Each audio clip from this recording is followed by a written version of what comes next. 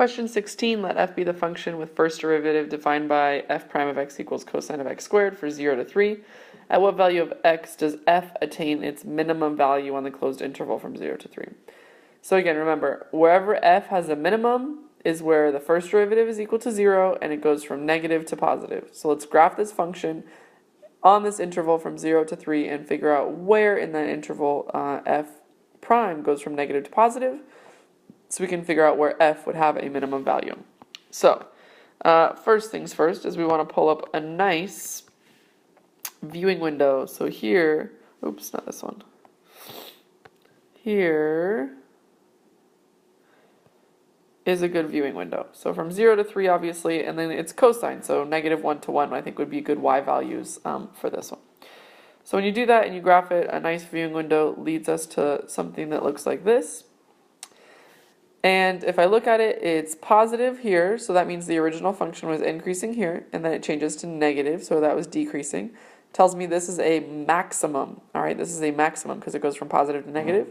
Comes over here and it's negative, and then it changes to positive. That means this is a minimum. So this is the point right here that I'm trying to find so that I can make sure to find the minimum. And then again, it's positive over here and then turns to negative here. So this again would be another maximum.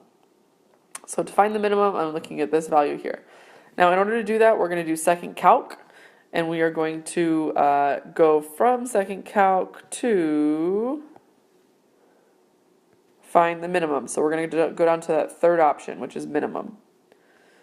And from there, it's going to ask us a series of questions. The first question is, can you find a left bound? So notice that I have my little blinker right here on the left-hand side of that minimum. So if it's on the left-hand side, I'm going to go ahead and choose that and push enter.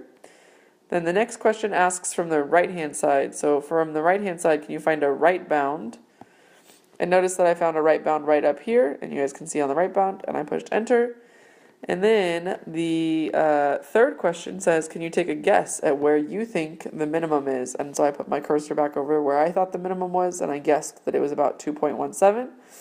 And then last but not least, I pushed enter again after my guess, and it came up with the exact minimum, which was 2.171 approximately.